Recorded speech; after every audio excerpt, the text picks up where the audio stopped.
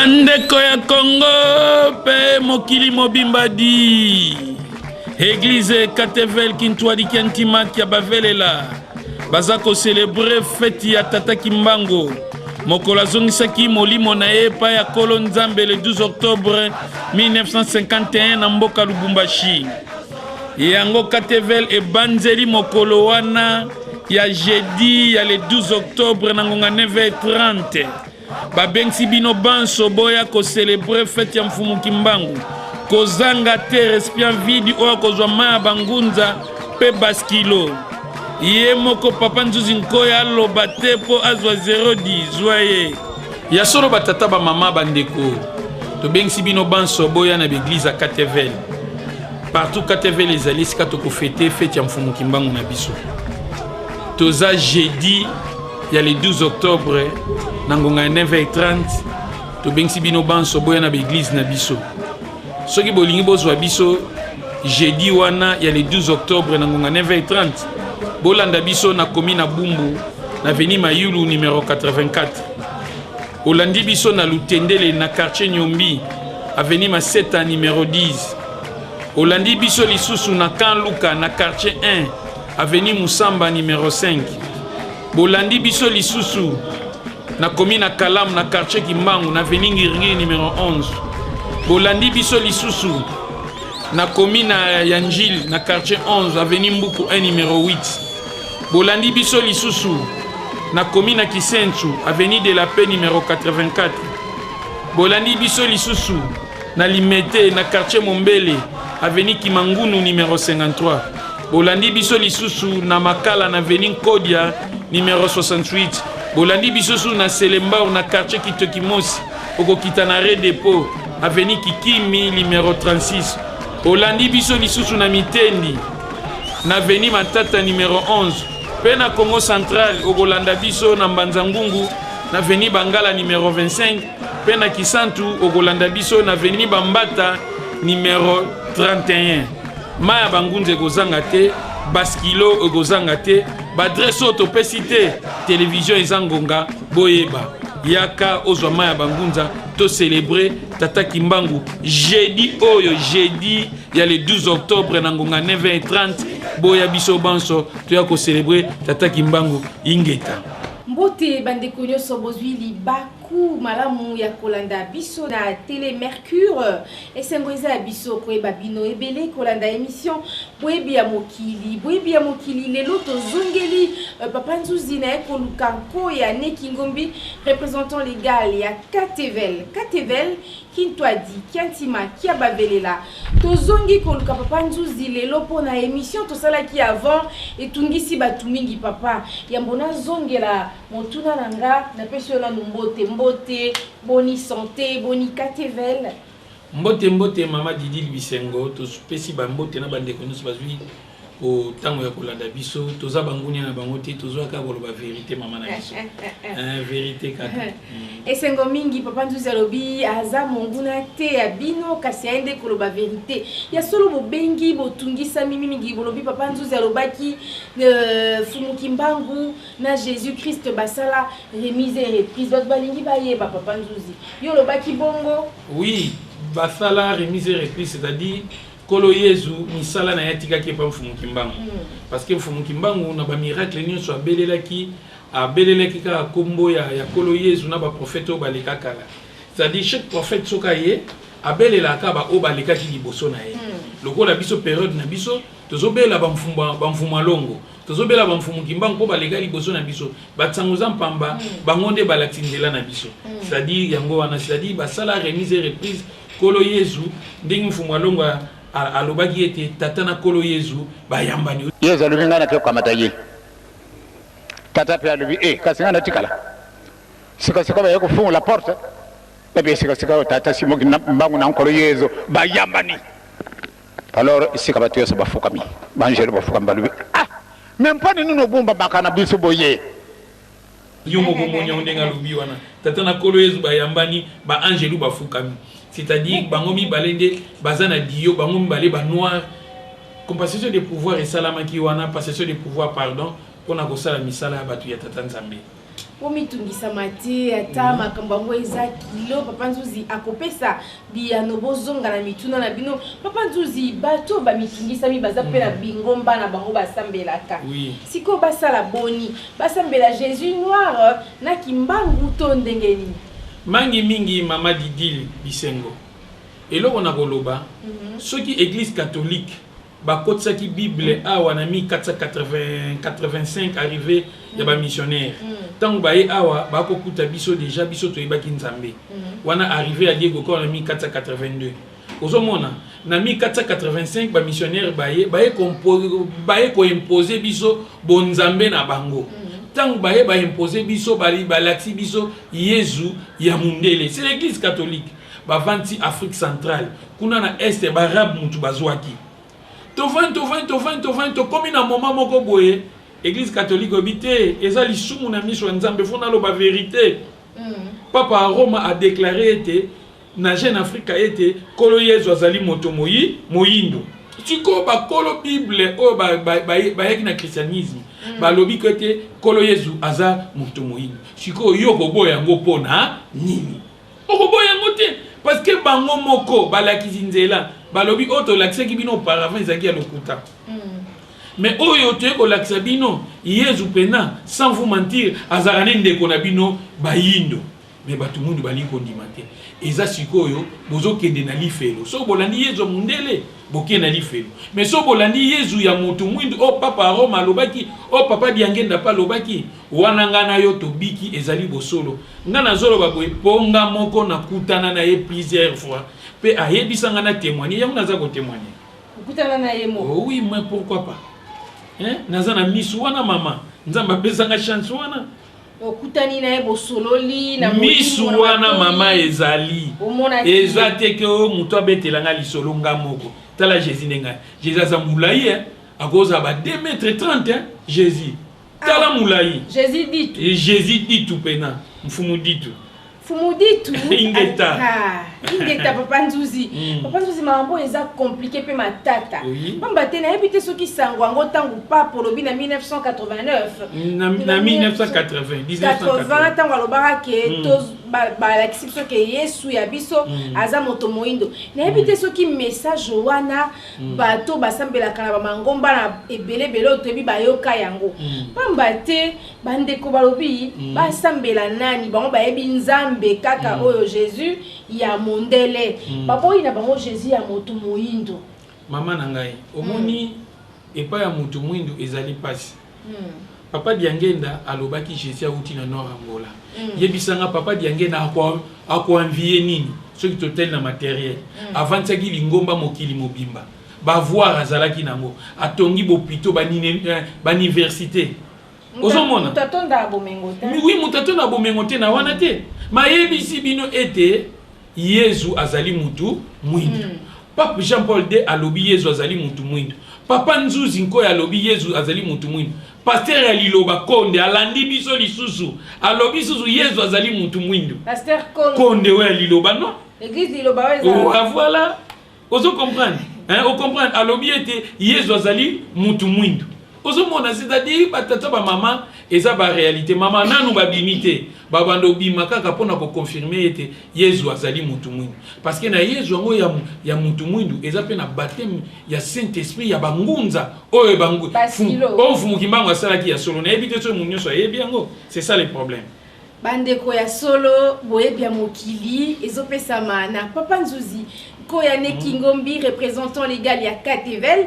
Katevel qui t'a dit qui antima qui bavele la ba pesi ba adresse à Kilongo nyoso bozo ba adresse nango ba bolandi biso na katikati soki olingi adresse ko pesa malisusu oya oyo kabwebi ya mokili pamba te tozokota air moko na confusion tozoyeba na kende na gauche to na kende na droite papa Nzuzi Bamangomba lokola qui armée du Sali, que catholique, protestant, tout ça, tout le babango l'église à réveil. Oui. Donc babungi nzela, donc et pas nzambe bango baza nzela te. Basa ba bloquer li felo. Maman nangai catholique so aussi protestant, armée du Sali, ba groupe de réveil. Maison Mérezani église catholique. Est-ce que bango ba ko contre église catholique? C'est-à-dire église catholique tant papa Roma lobike le Christ est africain. Biso nde ba africain, yezo azande kona biso.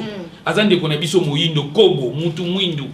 Omona a lobby yango bongo siko be église wana oyo euti na kati ya maison mère ogolobani.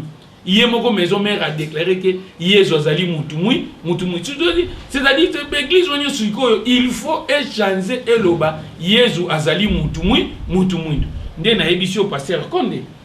Vérité ya mwana na temps auto koti faut mutu mwindo ayeba yende mutaza mettre mokili ye mutu a dirigeaka mokili c'est-à-dire biso ba yindo nde batu ya liboso pe batu ya yambo oyo nzamba salaki tous les prophètes bazana Bible bazana Coran oyebi ke voit même Mahomet prophète Mohammed azan noir atika ko za l'arabe te voilà et bon isko batu ba comprendre ba réalité wana Papa Nzuzi makambo ezoko mara kilo mais Ezo fungola, ezo pesa pe mituna. Oui. Quand vous yo lo baka na émission, mon peut tout à l'heure oti ko lo ba pape. Nda lobi na ba africain ba reconnaître nzambe na bango ya moto moindo. Ti alobi boy mama. Jésus azanoa. Ouais, voilà. Hein, ba africain ba retrouver authenticité na bango. Voilà. Papa Nzuzi makambo eza kilo ekomi ko bangisa na moni na kanga wana maloba na yo. Ingeta. Yo lobi Pape alobi na ba africain Dieu aza Jésus aza noir nzambe pe moto moindo encourager ba africain ba ba authenticité na bango na ligina e ba ye pape atindi bato baindo bazonga bongo c'est que ye pe papa ndimi ke yeso ngo aza mwindu bango moko siko ba changer position na bango to bazoko bakaka ko sambela nzambe oyo ya mondele mangi mingi mama na ngadi soko tel pape Jean-Paul II azaki polonais soke na Pologne kuno komona ba statue vierge noire. On se comprendre ezana quatre église catholique komona biloko wana. On comprendre ba mystère ya secret ya Fatima.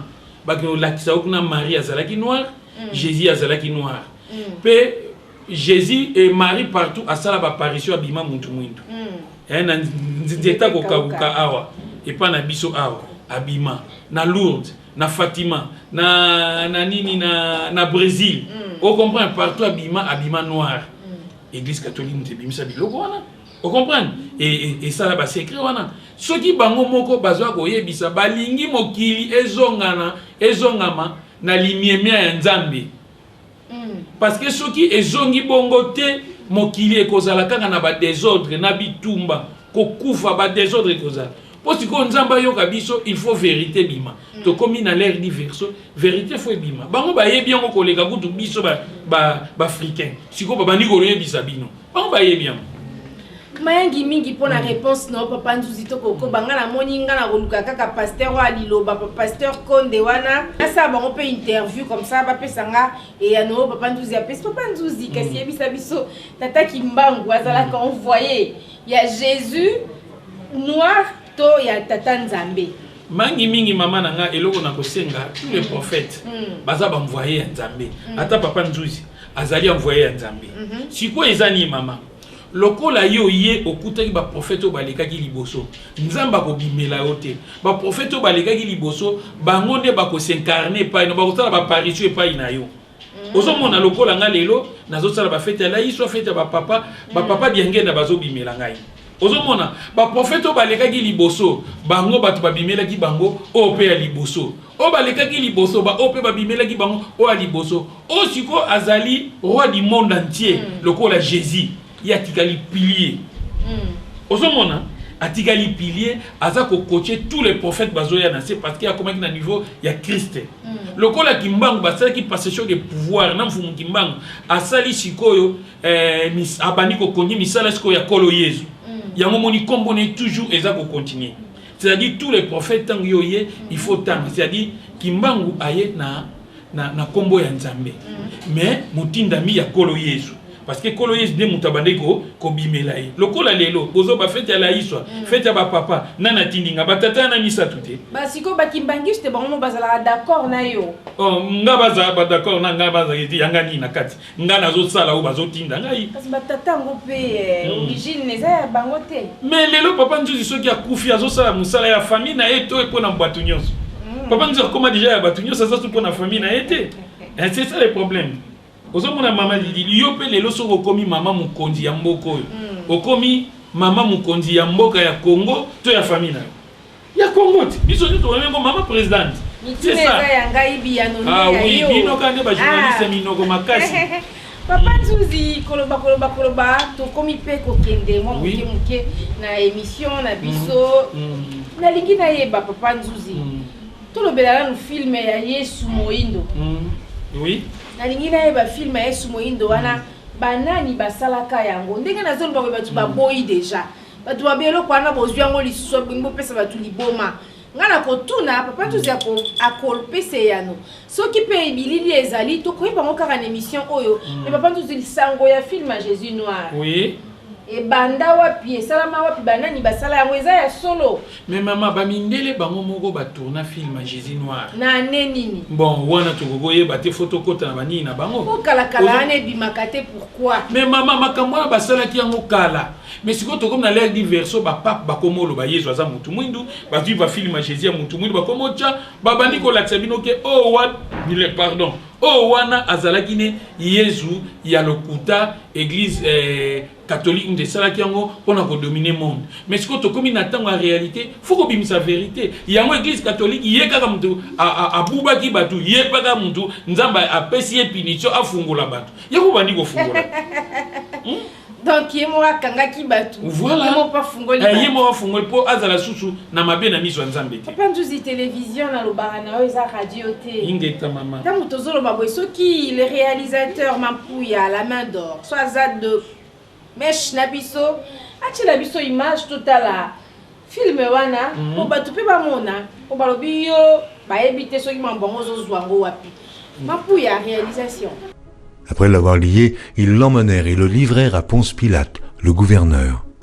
Alors Judas, qui l'avait livré, voyant qu'il était condamné, se repentit et rapporta les 30 pièces d'argent aux principaux sacrificateurs et aux anciens, en disant « J'ai péché en livrant le sang innocent. » Ils répondirent « Que nous importe? Cela te regarde. » Judas jeta les pièces d'argent dans le temple, se retira et alla se pendre. Les principaux sacrificateurs les ramassèrent et dirent « Il n'est pas permis de les mettre dans le trésor sacré, puisque c'est le prix du sang. » Et, après en avoir délibéré, ils achetèrent avec cet argent le champ du potier pour la sépulture des étrangers. C'est pourquoi ce champ a été appelé « champ du sang » jusqu'à ce jour.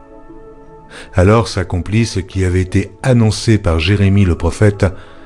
Ils ont pris les 30 pièces d'argent, la valeur de celui qui a été estimé, qu'on a estimé de la part des enfants d'Israël, et ils les ont donnés pour le champ du potier, comme le Seigneur me l'avait ordonné.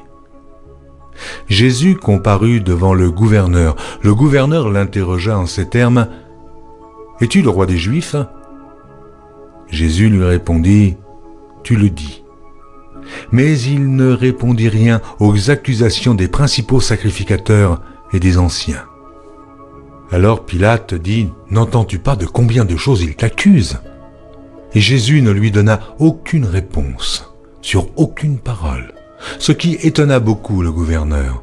À chaque fête, le gouverneur avait coutume de relâcher un prisonnier, celui que demandait la foule. Il avait alors un prisonnier fameux nommé Barabbas.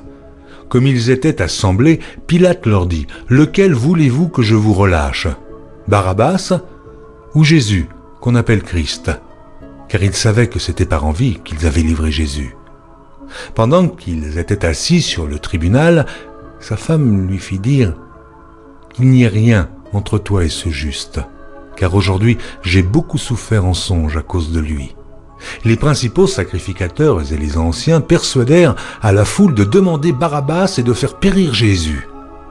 Le gouverneur, prenant la parole, leur dit « Lequel des deux voulez-vous que je vous relâche ?» Ils répondirent « Barabbas. » Pilate leur dit « Que ferai-je donc de Jésus qu'on appelle Christ ?» Et tous répondirent « Qu'il soit crucifié. » Le gouverneur dit « Mais quel mal a-t-il fait ?» Et ils crièrent encore plus fort, « Qu'il soit crucifié! Qu'il soit crucifié !» Pilate, voyant qu'il ne gagnait rien, mais que le tumulte augmentait, prit de l'eau, se lava les mains en présence de la foule et dit, « Je suis innocent du sang de ce juste. Cela vous regarde. » Et tout le peuple répondit, « Que son sang retombe sur nous et sur nos enfants. » Alors Pilate leur relâcha Barabbas et, Après avoir fait battre de verges Jésus, il le livra pour être crucifié. Les soldats du gouverneur conduisirent Jésus dans le prétoire, et ils assemblèrent autour de lui la cohorte. Ils lui ôtèrent ses vêtements et le couvrirent d'un manteau écarlate. Ils tressèrent une couronne d'épines qu'ils posèrent sur sa tête et lui mirent un roseau dans la main droite. Puis, s'agenouillant devant lui, ils le raillaient en disant « Salut, roi des Juifs !» Et ils crachaient contre lui, prenaient le roseau et frappaient sur sa tête. Après s'être ainsi moqués de lui, ils lui ôtèrent le manteau, lui remirent ses vêtements. Ils l'emmenèrent pour le crucifier. Lorsqu'ils sortirent, ils rencontrèrent un homme de Cyrène appelé Simon, et ils le forcèrent à porter la croix de Jésus. Arrivés au lieu nommé Golgotha, ce qui signifie lieu du crâne, ils lui donnèrent à boire du vin mêlé de fiel. Mais quand il l'eut goûté, il ne voulut pas boire. Après l'avoir crucifié, ils se partagèrent ses vêtements en tirant au sort, afin que s'accomplisse ce qui avait été annoncé par le prophète. Les principaux sacrificateurs, avec les scribes et les anciens, se moquaient aussi de lui et disaient « Hé, il a sauvé les autres, et il ne peut se sauver lui-même. S'il est le roi d'Israël, qu'il descende de la croix, et nous croirons en lui. Il s'est confié en Dieu. Que Dieu le délivre maintenant, s'il l'aime, car il a dit « Je suis fils de Dieu ». Les brigands crucifiés avec lui l'insultaient de la même manière. Depuis la 6e heure jusqu'à la 9e, il y eut des ténèbres sur toute la terre. Et vers la 9e heure, Jésus s'écria d'une voix forte « Élie, Élie, lama sabachthani » c'est-à-dire « Mon Dieu, pourquoi m'as-tu abandonné ?» Quelques-uns de ceux qui étaient là l'ayant entendu dire « Il appelle Élie ». Et aussitôt, l'un d'eux courut prendre une éponge qu'il remplit de vinaigre, et l'ayant fixée à un roseau, il lui donna à boire.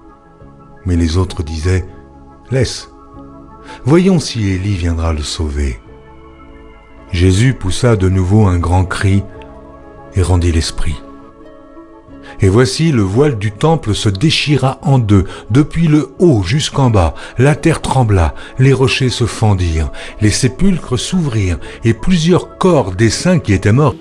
Tozongi na plateau, toti kolanda film oyo muto bomoni wana ya suki lo crépi lo ka biso mandefu pembe kite bela yende ditu Jésus noir.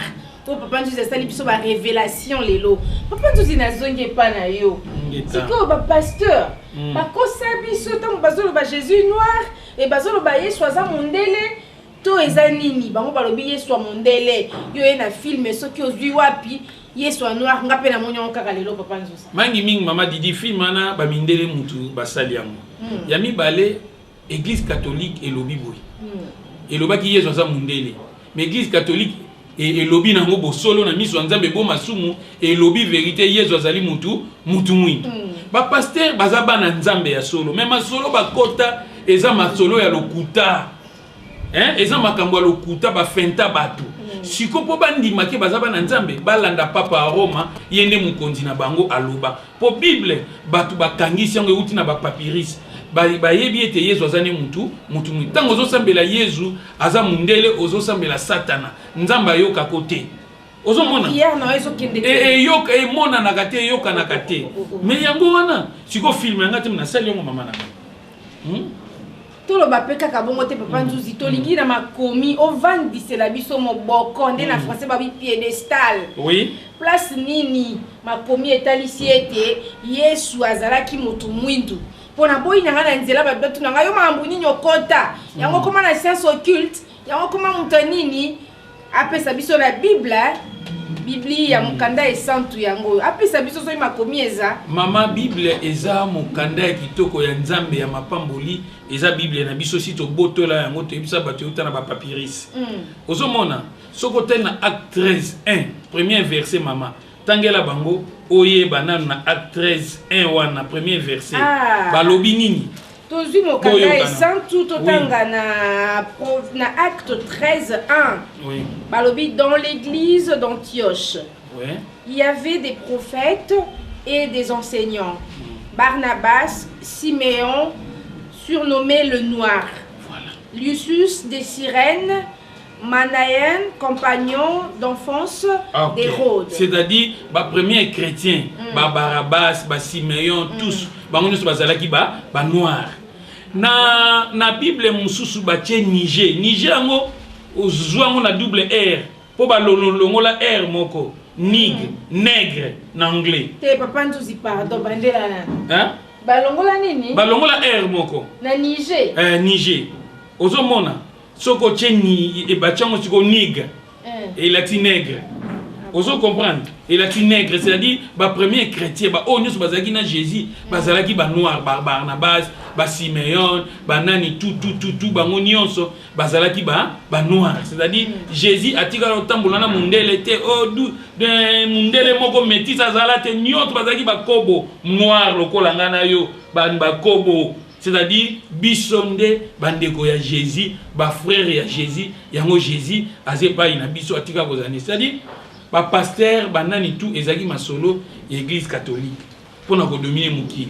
Basali masolo na bango ba dominer mukili, bazwi masolo ba vandisi. Siko e komi tango fimbu nzambe siko fwa beta mukili.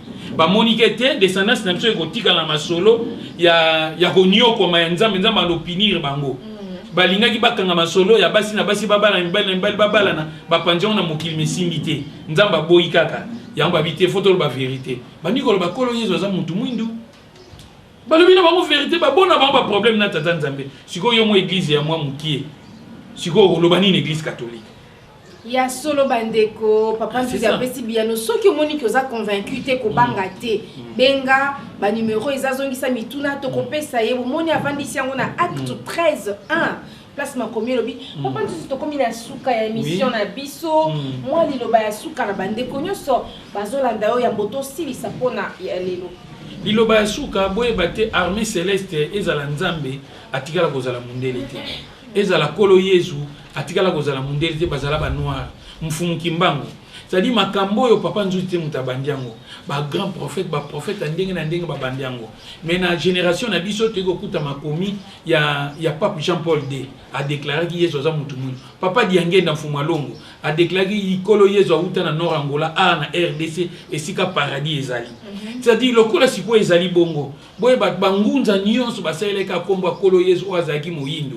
Yesu atika kozala mundele te ngai papa nzuzi na yesu bino nga na mona ye yango nazopesa témoignage toza na fête mfumu kimbangu ya le 12 octobre na ngonga 9h30 na bakilongo na biso na 2017 eo boya boleka na ba baskilo boya kozwa ma ya bangunza miracle toujours na kombo ya Kristu oaza mutu mwindo mayangi mingi tokomi na suka ya émission boyebi ya mokili ya lelo toyambaki papa nzuzi koya Nekingombi représentant légal ya KTVL Kintwadi kiantima kia bavelela topesi mbote pe merci na mbuta mampuya la main d'or oya simbi réalisation na biso ya émission oyo topesi susu mbote na mbuta ekofo topesi mbote na mbuta Luindula oaza assistant ya réal na biso mbuta mampuya mbote mingi na mbuta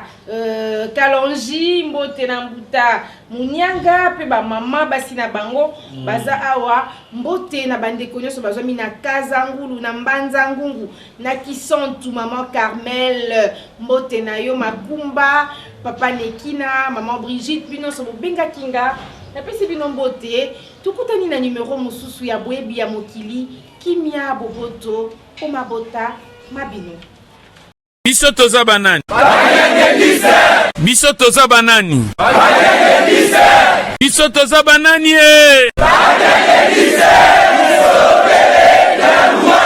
tokosenga epa mfumu alongo emonana na nzela ya nani tokosenga na mfumu alongo ekokisama na nzela ya nani Bangise oye Kimbangise oye